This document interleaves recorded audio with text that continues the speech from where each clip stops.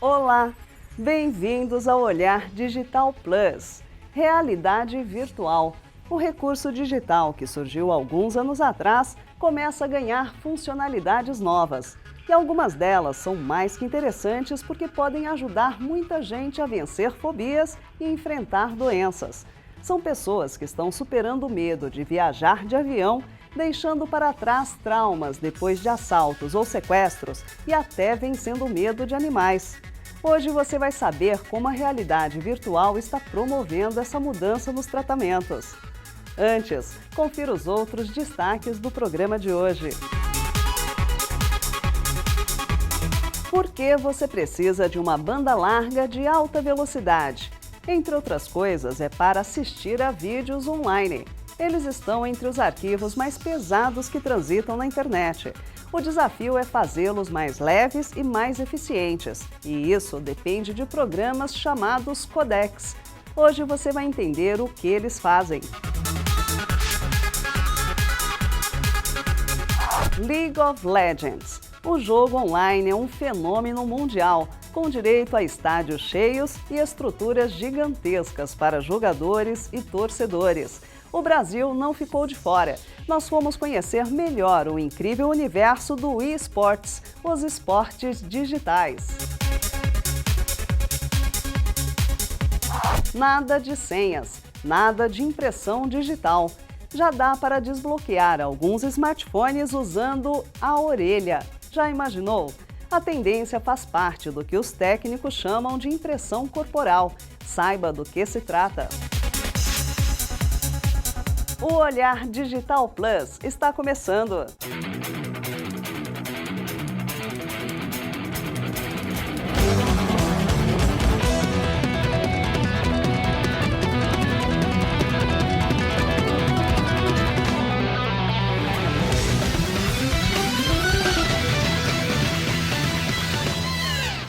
Antigamente, as digitais das pontas dos dedos eram a única maneira de identificar um indivíduo com pouca chance de erro.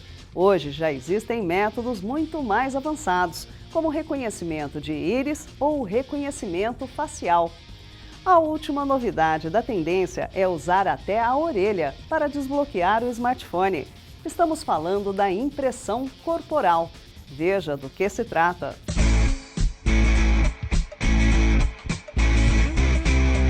A impressão digital, reconhecimento facial e até leitura da íris são métodos de autenticação biométrica já disponíveis em alguns dispositivos mais modernos. Mas você já imaginou desbloquear seu smartphone com a orelha? Ou ainda usando o pulso ou a palma da mão? A novidade foi recentemente anunciada por pesquisadores do Yahoo Labs. Eles desenvolveram uma solução de autenticação através da impressão corporal. A solução usa sensores capacitivos das telas sensíveis ao toque para escanear diferentes partes do corpo humano. O método substitui a senha e até mesmo as autenticações por impressão digital disponíveis somente em aparelhos top de linha. Já a impressão corporal pode ser aplicada a qualquer dispositivo com tela sensível ao toque. Aliás, a própria tela é usada como sensor de imagem. Quando o usuário encosta a orelha na tela, a imagem é capturada e comparada com uma previamente cadastrada. A precisão é de 99,8% e a taxa de rejeição falsa é de 1 em cada 13 tentativas.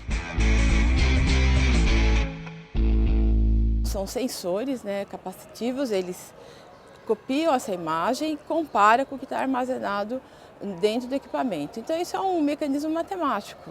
Então ele extrai as partes lineares, as partes logarítmicas, as partes exponenciais, aí ele estrutura isso numa segmentação da imagem e aí ele compara. É aquela pessoa que eu já cadastrei? Aí sim ele pega e autentica e deixa a pessoa entrar.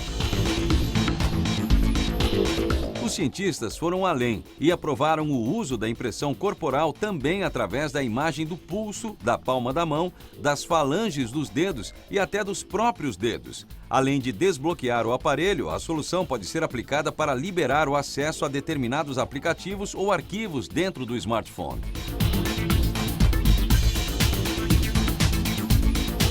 No caso aí da digital, Você teria que colocar para ele ler as minúcias da pele. As minúcias da pele, a gente já sabe que você pode arriscar, arranhar, machucar. Você pode estar com o dedo mais engordurado. Nesse ambiente aí do celular, então no caso você estaria fazendo uma leitura aí de 1 para 1, né? Então seria até mais seguro.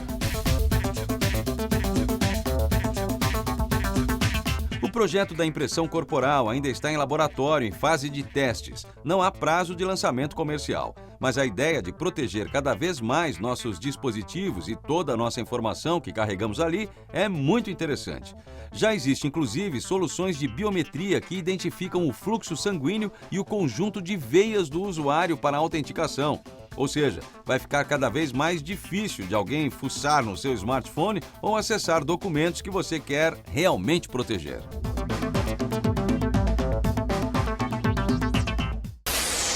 No próximo bloco, você vai entender os desafios e o futuro do vídeo digital. Ele é responsável pela maior parte dos dados que trafegam pela internet mundial e ele depende de programas chamados codecs.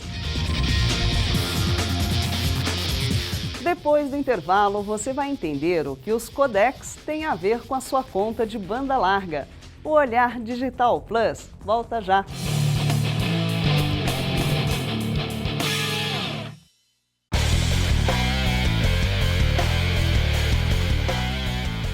Um dos principais motivos para termos velocidades cada vez maiores de conexão com a internet é a necessidade de trafegarmos arquivos pesados. E boa parte desses arquivos grandões tem a ver com vídeo. Justamente por isso, a evolução dos codecs, que são os programas que compactam os vídeos, é decisiva para que consigamos, por exemplo, ter vídeos em alta ou até em ultra definição, chegando até as nossas casas. Entenda melhor como tudo isso funciona. Todo mundo já está cansado de saber. Velocidade de conexão com a internet só tem uma regra: quanto mais rápida, melhor. Mas além do carregamento das páginas dos sites, do tempo de resposta dos games e do download e upload de arquivos, o principal motivo para precisarmos de conexões mais e mais velozes, assistir a vídeos, seja do jeito que for, está se tornando uma das principais atividades online. E quando o assunto são sons e imagens em altíssima definição, haja banda! O principal desafio dos vídeos digitais é a redução do tamanho dos arquivos, com o menor comprometimento possível da qualidade. E, de novo, haja tecnologia para conseguir isso. Para começar a entender o tamanho do problema, é bom esclarecer. Todos os vídeos que chegam até nós via web são compactados. Não são arquivos crus ou RAW em inglês. É aí que entra a tecnologia dos codecs, programas usados para fazer essa compressão. A palavra codec, aliás, vem da junção das duas outras, coder, ou codificador, e decoder, decodificador.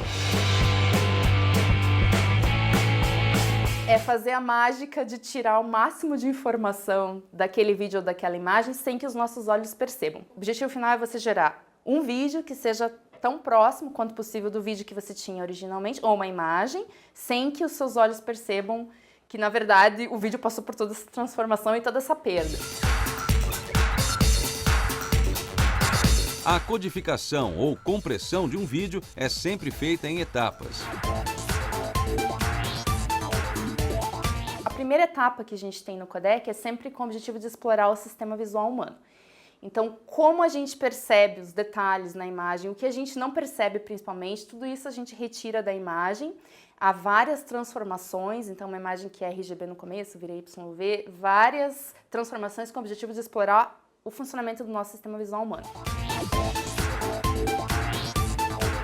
A etapa seguinte aplica várias técnicas matemáticas de análise de imagem para identificar o que pode ser extraído daquele vídeo, preservando a qualidade. Essas técnicas, elas visam explorar o que a gente chama de correlação. Então, tanto dentro de uma imagem, objetos muito similares, espaços muito similares, pedaços da imagem similares não só do ponto de vista visual, mas também do que aquilo representa em termos de bits e bytes. E também a correlação entre os vários frames. Então, se você pensar num vídeo que tem muito movimento, você vai ter frames não tão próximos, não tão correlacionados. Frames que estão num vídeo com menos movimento, eles vão ser muito mais correlacionados. Então, tudo isso é explorado no meio das técnicas do codificador. A última etapa é a hora de enviar aquele vídeo codificado com o menor número de zeros e uns possível. Com a tecnologia mais atual de compressão, é possível transformar até vídeos em 4K em arquivos bem menores. Sim, porque vídeos em 4K geram arquivos gigantes. A história dos codecs praticamente teve início em 1996, quando duas instituições se uniram para criar um codec que foi batizado como MPEG-2, na época amplamente adotado em aparelhos de TV e em praticamente todos os players de DVD. Em 2003, essas entidades voltaram a se juntar para criar o hoje popular H264. Esse é o codec usado pela maioria dos vídeos online hoje em dia. Muito utilizado Blu-ray, formatos de TV digital, internet, tudo que a gente conhece. Então, a maior parte do vídeo que a gente tem hoje trafegando pela rede é codificado em H264. É o formato dominante até hoje. 10 anos mais tarde, em 2013, surgiu o sucessor do H264, o HEVC, High Efficiency Video Codec. Esta nova tecnologia de compressão foi criada principalmente para atender o crescimento dos vídeos 4K na internet. Hoje, praticamente todas as TVs mais novas e smartphones já entendem vídeos compactados com o HEVC. O ganho, que a gente tem do HEVC com relação ao H264 é de aproximadamente 50%. Então, se você pensar no vídeo 4K, como a gente comentou, que já tem uma quantidade muito grande de bytes, se você pensar na transmissão desse vídeo nas nossas redes, na banda, provavelmente, não que fosse impossível, mas seria muito difícil para a maioria da população que não tem acesso a uma rede super rápida. Então, com certeza, o 4K foi mais popularizado e está sendo por conta do HEVC. Mas a história não é tão simples. Não há apenas um codec sendo usado por todo mundo ao mesmo tempo. O Google, por exemplo, sempre tentou trabalhar com o seu próprio, principalmente para fugir do pagamento de royalties. 10 anos atrás, o Google lançou o VP8 e recentemente anunciou o VP9 como concorrente do HEVC. Mas o HEVC é 50% superior ao VP9. Só que por causa das patentes, o HEVC também é muito mais caro, ou seja, uma parte do preço da sua TV nova ou do seu smartphone bacanão é de royalties pagos aos detentores da tecnologia. O VP9 já também é suportado por muitas Smart TVs, mas você nunca vai saber, a menos... não vai saber mesmo como é no servidor internamente, se o vídeo está armazenado em H264, em HEVC ou em VP9, você não vai saber. Evidentemente, a evolução dos codecs vai continuar. O futuro do vídeo é feito de arquivos ainda maiores e, portanto, vamos precisar de codecs mais eficientes para a próxima onda que vem por aí. Se você pensou em 8K, se enganou. O futuro do vídeo repousa numa palavra: holografia. Com certeza, a holografia é um novo 3D, é uma tendência irreversível. A gente já vê várias empresas, inclusive, lançando os dispositivos holográficos, que até nem são holográficos de fato, muitos deles ainda trazem realidade virtual e realidade aumentada, mas já chamam de holografia. Os vídeos holográficos vão representar uma explosão no tamanho dos arquivos, mas a holografia é assunto para uma outra discussão. Voltando aos codecs, eles são assunto fascinante. O YouTube, por exemplo, tem inúmeros PhDs dedicados a apenas estudar esses programas. Se você também curtiu o assunto, tem aí uma boa surpresa. Publicamos a entrevista com a Vanessa na íntegra. Ela é uma das maiores especialistas mundiais no assunto e dedicou os últimos 15 anos de estudos exclusivamente ao vídeo digital. Tem um monte de informação muito legal. Não perca esse bate-papo na íntegra e fique por dentro do que há de mais moderno em termos de vídeo digital, ok? Confira!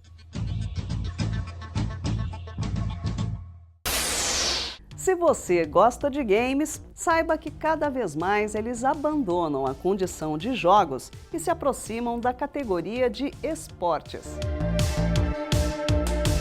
As multidões que se movimentam em torno do League of Legends são apenas um exemplo disso. Depois do intervalo, vamos olhar de perto esse fenômeno. E tem também a realidade virtual sendo usada a favor da saúde. Veja como ela pode, por exemplo, ajudar a superar traumas e fobias. O Olhar Digital Plus volta já.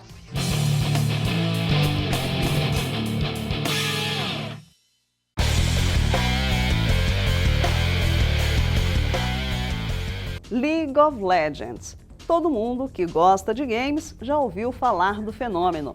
Em alguns países, estádios inteiros são lotados para assistir às disputas. No Brasil, não é diferente. E nós fomos conferir de perto o incrível universo que está transformando os games num tipo de esporte.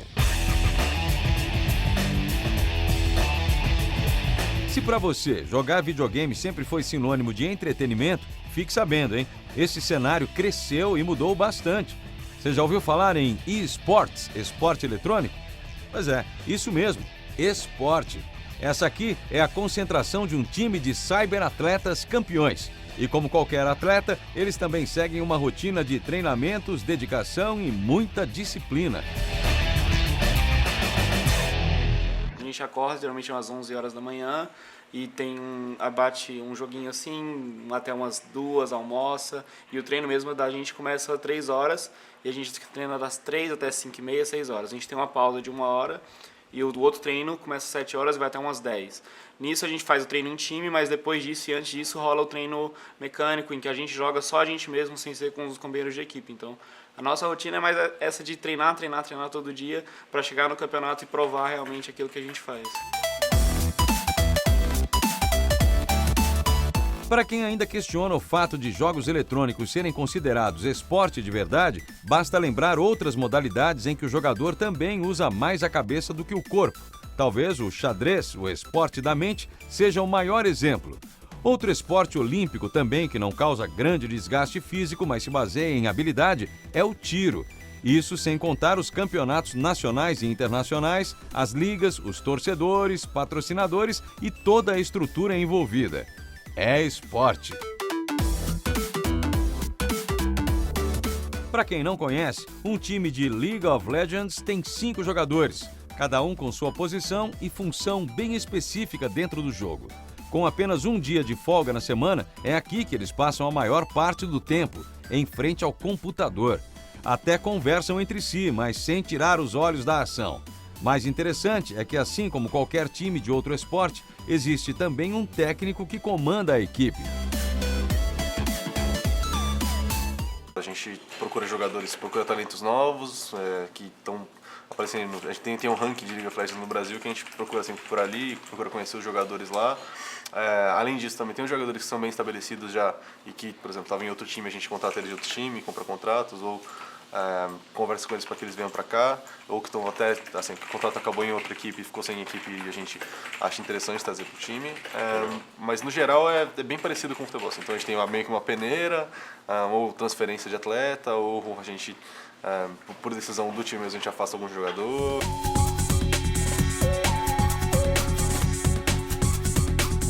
O esporte eletrônico cresceu bastante nos últimos anos no Brasil, mas ainda fica atrás da organização e estrutura que os cyberatletas americanos e europeus têm a seu favor.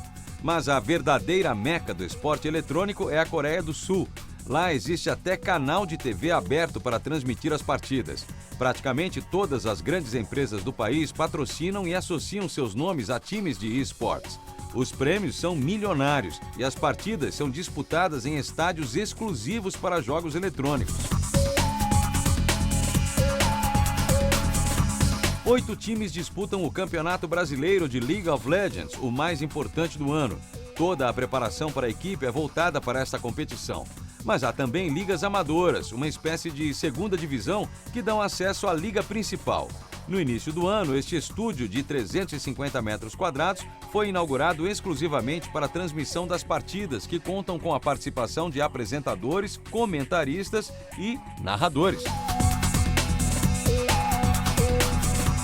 E se para os patrocinadores o que importa são arenas lotadas, em 2014 a temporada teve mais de 5 milhões de espectadores online e mais de 17 mil pessoas presentes nas 4 etapas regionais. Em 2015, a final da segunda etapa do campeonato será disputada no novo estádio do Palmeiras, em São Paulo, com expectativa de público de mais de 12 mil presentes. Por si só, esses números deixam muito esporte para trás. O campeão brasileiro joga o Wild Card, que a gente chama, dependendo de qual evento é, ou contra o campeão da América Latina, e aí quem ganhar vai para o Mundial diretamente, ou então no caso como foi agora, com todas as regiões menores, todas as regiões secundárias que a gente chama, que estão começando a se desenvolver agora, para o campeonato está rolando hoje até, que é o Mid-Season Invitational. Mas a gente sempre tem a oportunidade de jogar fora, tanto no League of Legends quanto nos outros jogos. O Brasil sempre foi muito bem reconhecido, o Brasil já foi campeão mundial em várias divisões, vários outros jogos, não no League of Legends ainda, mas a gente tem reconhecimento sim e sempre tem uma oportunidade de jogar fora. O cyberatleta brasileiro tem várias formas de ganhar dinheiro. Além do salário do time, do apoio da desenvolvedora do game, a principal fonte de renda são as transmissões patrocinadas.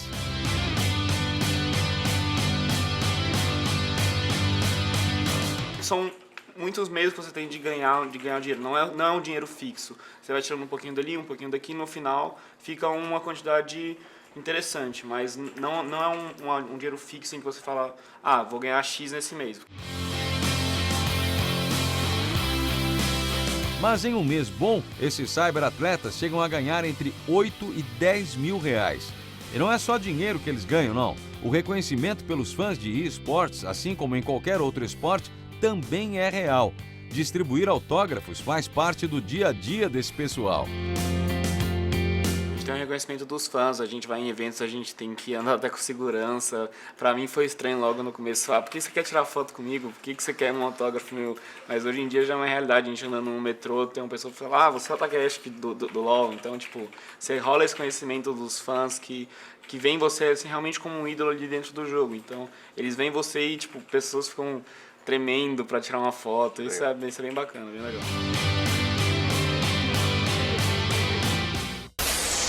Toda vez que a tecnologia digital encontra maneiras de melhorar a vida das pessoas, a novidade é digna de nota.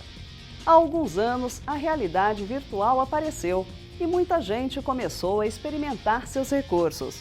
Um dos usos mais bacanas promete ajudar quem sofre com traumas ou fobias. Confira!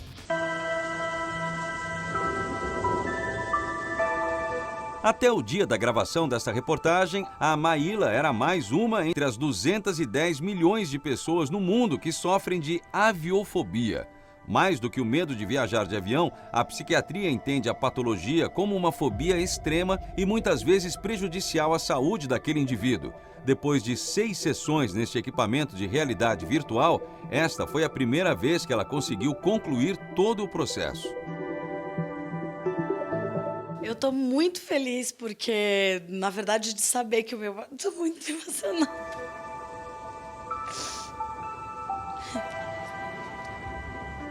Eu estou muito feliz porque, na verdade, eu jamais tinha chegado até esse ponto dele ficar taxiando no final, né, para estacionar. E estacionar, sei lá como é que fala. E eu estou bem feliz porque, assim, o meu batimento cardíaco ficar em 80, para mim, nossa, de 150 para 80. Uhum. Então, eu estou bem feliz, muito feliz. Esse choro hoje é de felicidade. Eu acredito já que, pelo estágio que eu estou, já não é mais nenhuma fobia. Eu acho que eu já estou com medo, né? Porque eu consegui voar, eu consegui ir até o final. Nas primeiras sessões, ela sequer conseguia chegar até o avião. Então, e era muito ansiógeno, muito, muito. Desesperador, assim. E por causa da fobia, ficou mais de 10 anos sem voar. Mas essa história agora é passado. Ia de carro.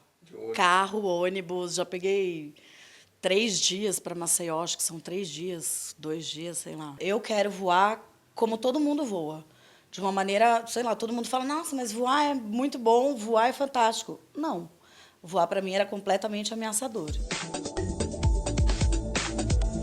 A tecnologia é uma ferramenta inédita no tratamento da aviofobia que acelera bastante o processo de cura. Normalmente, o tratamento é feito de forma imaginativa. O paciente deita no divã e se imagina em determinada situação para tentar encarar seu medo.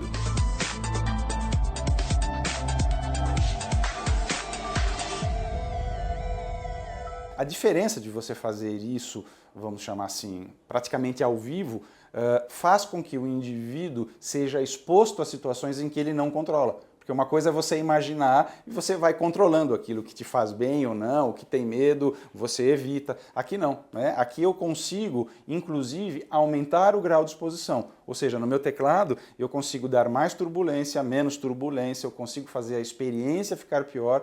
Então eu vou tendo, vamos chamar assim, uma amplitude de estímulos aversivos que ele, de uma maneira imaginativa, não conseguiria. A solução foi desenvolvida por uma empresa especializada em games que criou um simulador com um óculos de realidade virtual para recriar a experiência de quem viaja de avião.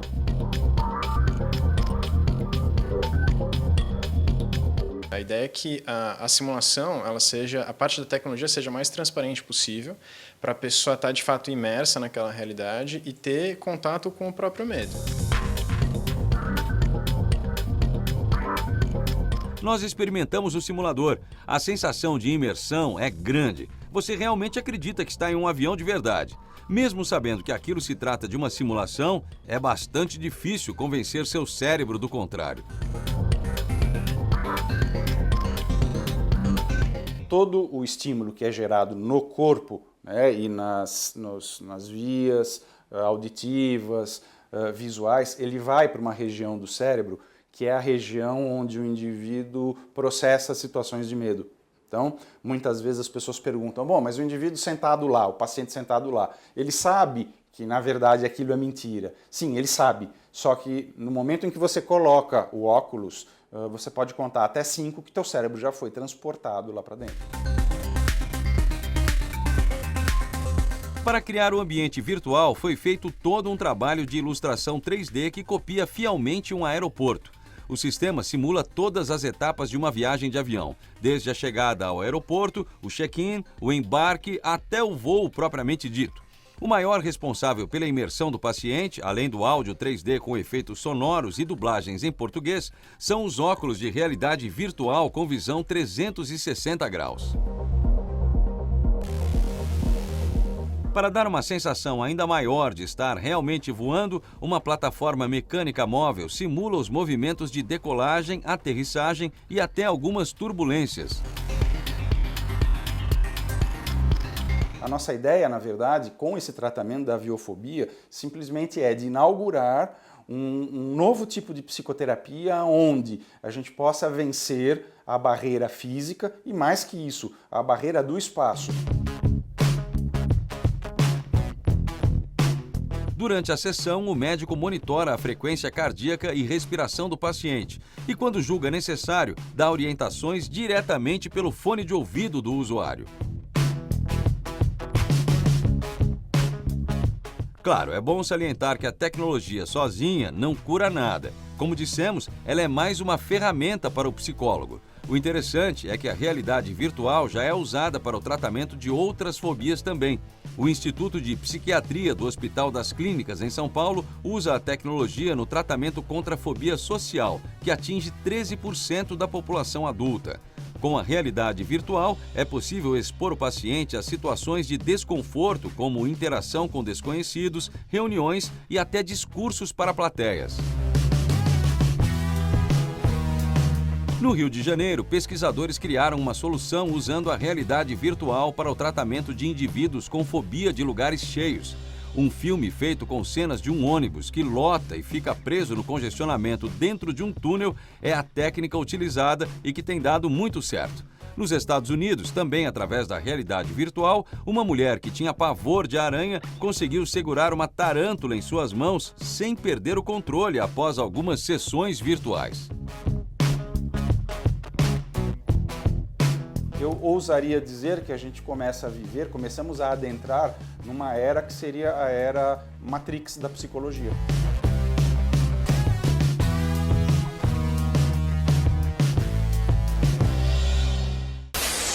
Se você procura oportunidades no setor de tecnologia, acesse a seção de empregos do Olhar Digital. Criamos um mecanismo dedicado ao segmento de tecnologia, com os melhores candidatos e as melhores vagas. Acesse, pesquise e aproveite. Semana que vem tem mais. Olhar Digital. O futuro passa primeiro aqui. Tchau!